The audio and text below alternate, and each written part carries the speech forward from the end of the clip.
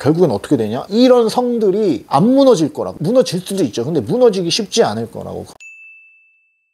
쌍자본 안녕하세요, 오박사입니다. 자, 오늘 제가 얘기할 거는 이철훈 장관인데 공직자 자산 현황 같은 게 공개가 되잖아요. 그래서 24년 1월 한국 정부의 고위공직자 재산 공개 자료, 이거 오피셜로 이제 뜨는 거죠. 사실 실제 순자산이나 이런 거는 이거보다 훨씬 더 이제 크게 잡히겠지만 이 내역들은 큼직큼직한 것들은 나오는데 대략 계산을 해보니까 이분이 제 생각에는 계산을 좀 넣은 것 같다. 전체적으로 보면 우리가 이제 유동자산이랑 이제 비유동자산 이렇게 볼 수가 있잖아요. 근데 이제 쉽게 얘기하면 부동산이랑 금융자산이야. 부동산 자산을 보니까 두 채가 있습니다. 압구정 현대아파트랑 이건 본인이 소유하고 있어. 그리고 배우자 와이프분이 소유한 게 성수동 트리마제. 둘 다 엄청 커요. 144제곱, 152제곱. 이 두 개가 본인 명의, 와이프 명의로 있는데 이게 압구정 현대랑 트리마제 여기 이렇게 있는 거예요. 비율을 보면 부동산이랑 금융자산이 거의 1대1입니다. 금융자산 안에 예금이 42억 원이 있어요. 주식이 얼마 있냐면 43억이 있습니다. 이거를 거의 맞춰놓은 느낌이에요. 이게 쉽지가 않거든요. 4,200만 원, 4,300만 원도 맞추기가 힘든데 42억, 43억이 이렇게 돼 있고 그 이후에 채권이 9억이 있습니다. 이분이 제가 봤을 때는 대단하다 진짜. 콘도 회원권 뭐 이런 거는 따로 사이드로 뺄게요. 그럼 채권이 심지어 9억이 있습니다. 채권 내가 9억 들고 있는 사람 처음 봤어요. 이분이 쉽게 얘기하면은 크게는 유동, 비유동을 이렇게 나누고 그 다음에 금융자산 속에서도 캐시, 채권 이쪽이랑 주식이랑 이렇게 나눠져 있어. 주식을 또 보시면 한국 주식과 미국 주식이 이렇게 나눠져 있습니다. 한국 주식 이 내역들이 보면은 삼성전자 중요한 게 뭐냐? 비올이라는 회사가 있어. 비올이란 거는 주식 투자를 좀 관심을 가져도 모를 회사거든요. 최근에 관심이 좀 많거나 아니면은 좀 내가 중소형주를 좀 봐서 알파 수익을 노리겠다 이런 사람들이 아는 중소형 회사거든요. 중소기업이에요. 근데 비올을 갖고 있어요. 그러니까 이걸 봤을 때 당연히 이게 누군가 옆에서 이 설계도를 그린 사람이 있을 것이다 라는 생각을 하는 거고, 유인천 장관이 집에서 막 비올 기업 분석을 할 수도 있죠. 할 수도 있는데 제 생각엔 옆에 누군가 있다. 미국 주식을 보면은 이제 아마존이, 삼성전자, LG전자, 비올 이런 회사가 있어. 포트가 엄청 탄탄해요. 야, 이거는 물론 이분의 뭐 장남, 차남, 손자의 재산 정보는 공개되지 않았습니다. 그들 재산은 알 수 없습니다. 뭐 당연하지 이분 거에 나오는데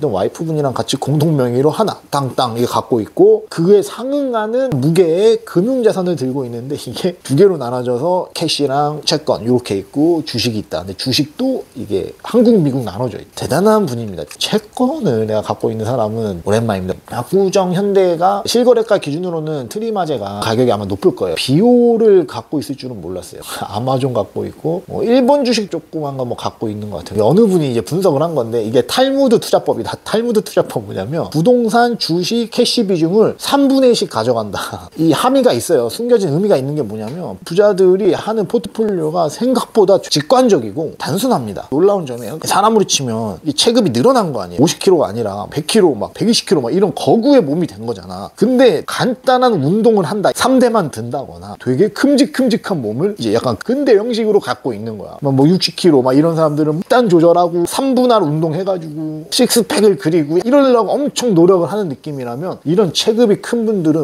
오히려 많이 먹고 3대 치고 해서 몸이 막 커져서 힘도 세지고 이런 느낌이에요. 그래서 이 세상에는 참 대단한 사람들이 많다. 대한민국이 자본주의가 스타트하고 전쟁 끝나고 이제 쫙 제대로 흘러오면서 양극화를 넘어서 계급화로 가는 것 같다. 나는 이런 게 들어요. 이런 사람들이 체급을 키워가면서 자기 거를 이제 탕탕탕 막 갖고 있어. 유인촌 장관만 하는 그러한 영향력을 90년대 때 80년대 때 가질 수 있는 사람이 지금 등장해야 되잖아. 상대적으로 봤을 때. 그러면은 지금은 뭐 유튜브, 인스타 뭐 갖가지 SNS에 뭐 공중파도 뭐 아직은 살아있고 뭔가 이러한 게임의 룰이 다변화됐는데 유인촌 장관만한 사람이 나오겠냐는 거지. 쉽지 않죠, 구조적으로. 그러니까 저 때는 뭐 방송 채널이 2개, 3개 있을 때고 이때 메인 드라마에 나왔고 전국 사람들이 뭐 다 알고 이 정도의 인지도가 있었기 때문에 이 당시에 이런 부를 어쨌든 본인이 후에 관리를 잘해서 이렇게 쌓은 거고, 그러면 지금 기준으로 똑같은 재능 타고난 사람이 A라고 있다고 칠게요. 근데 이 A가 2020년대 들어가지고 이거를 똑같이 하려고 한다? 그러면 엄청나게 난이도가 높을 거라고. 결국엔 어떻게 되냐? 이 이런 성들이 안 무너질 거라고. 무너질 수도 있죠. 근데 무너지기 쉽지 않을 거라고. 우리는 어떻게 해야 되냐? 뭐 어떡하긴 뭘 어떻게 해. 정신 차려서 우리도